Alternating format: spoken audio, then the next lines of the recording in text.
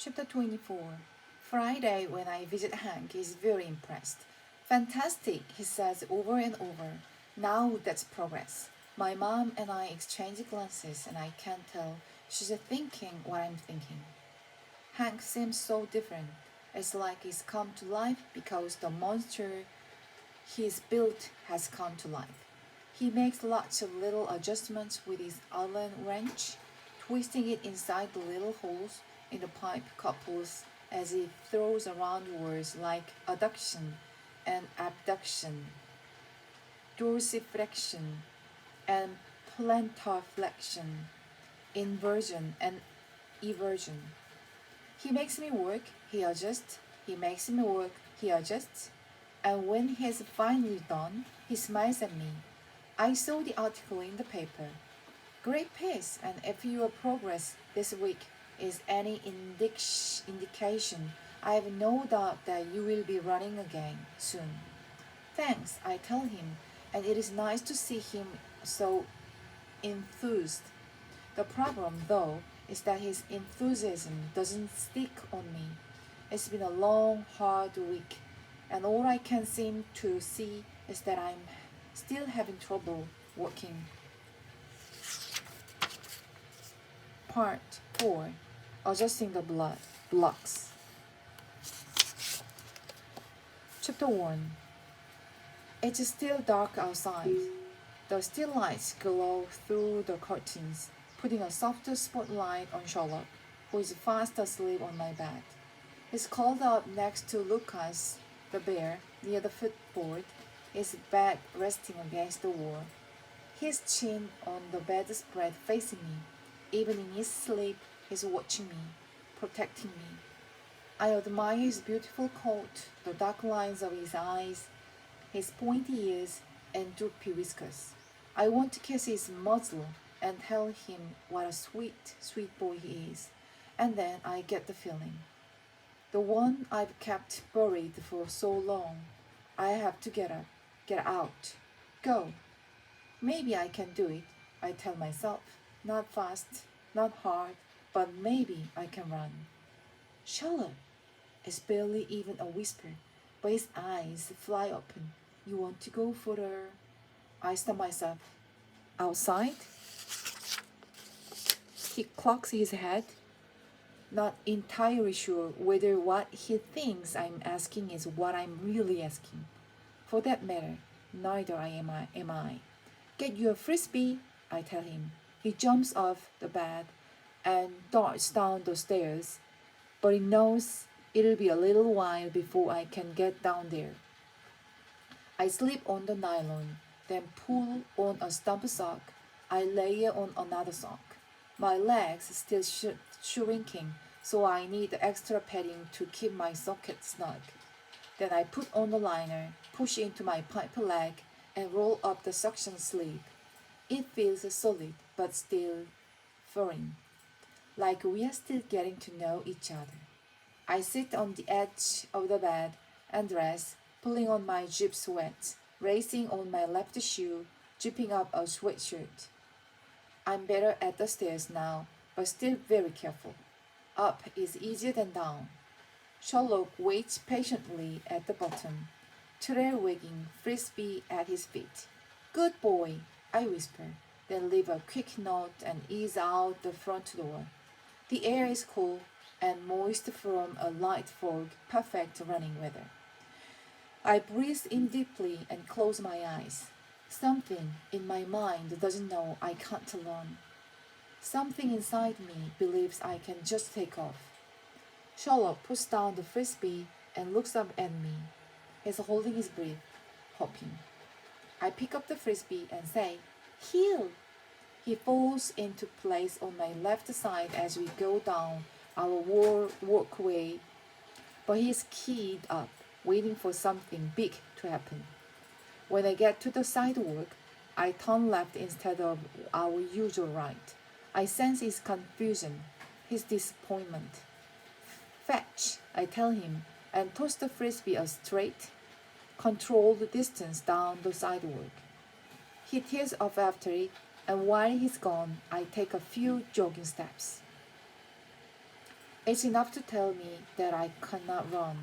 Charlotte is already back. I toss the frisbee again. I try jogging again. I make it 10 steps this time, 20 the next, but it doesn't feel right. It doesn't feel like running. It doesn't feel like anything but hard work. I think of Kaylee counting steps. I try again, try not to count. I feel like a lifeless machine moving forward. I rest at the corner, more disappointed than tired. Sherlock, however, is enjoying the frisbee game immensely, and so we turn the corner and press on. I try jogging a few more times, but eventually I just give up a walk. I tell myself I should be happy with walking. Walking is a miracle. I press on, and then through the misty air, I hear my name as a soft drifting toward me from the left. Jessica, I turn, and it's like I'm thrown into a dream. There's a mermaid fountain in the middle of the yard, and beyond it, a girl sitting on the porch, wrapped in a white blanket. Rosa? I ask. Jessica, she says again. It takes me a moment to understand that I'm not running. When I do, I clap twice, bring Charlotte running back to me, and we both head up the walkway. There's a ramp up the side of the porch steps, just like there still is on ours. I can't believe you are up so early, I say with a laugh. Look who's talking, she says back, but why are you out here? I love mornings, she says. They are so peaceful. She's got her eye on Charlotte. He's gorgeous. Charlotte, this is Rosa, I say, making the official introduction. Say hi. Aroo! Sherlock says, wagging his tail. Rosa reaches out tentatively to pet him. He's very friendly, I say, sitting on a bench that's near her wheelchair. Don't worry, soon she's hugging Sherlock around his neck, giggling from being slobbered with doggy kisses. You are taking him for a walk? She asks when Sherlock settled down a little. I shrug. I actually wanted to see if I could run. I eye her and add, which I can't. You will, though, she says with her lopsided smile. I put that article on my bedroom wall. You did? She nods. It's so cool. Then she says, tell me about running. Why do you like it? No one has ever asked me this so directly before. Either people like running or they don't. Either people get it or they don't. And if they don't, they just think people who like it are crazy. Which is okay. That makes us even. But now I have to explain why I like it, and I'm not sure where to start. Running or racing? She thinks, then says, running, like this morning. I try to put my finger on it. Because it feels like freedom? She nods thoughtfully. And your mind travels places where it doesn't normally go. Huh? Like dreaming in real time? I laugh. Never mind, it sounds crazy. She laughs too. So I say the next thing that pops into my mind.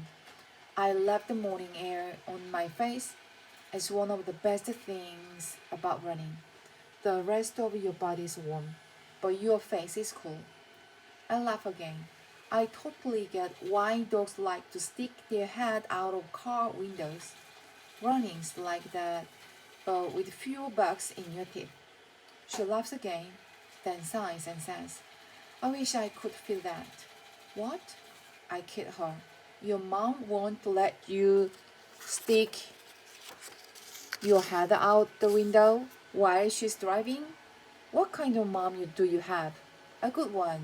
Then she says, now racing, huh? Oh, what do I like about racing? She nods, so I give that some thought and finally tell her. It's electric. From stepping into your lane until you cross the finish line, every cell of your body is charged. Going over the finish line must be wonderful. I laugh, especially if you are the first one there. But it means you finished.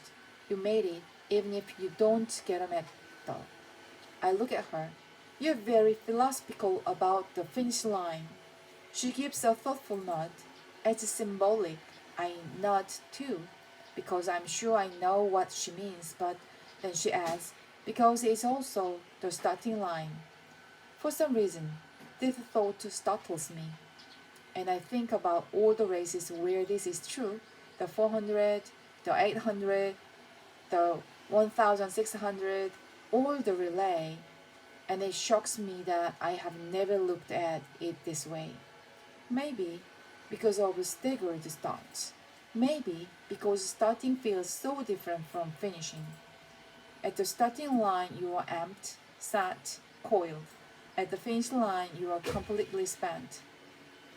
So the thought that they are the same line gives me a very strange feeling, a sort of uncomfortable feeling, like discovering someone very close to you has been leading a secret double life.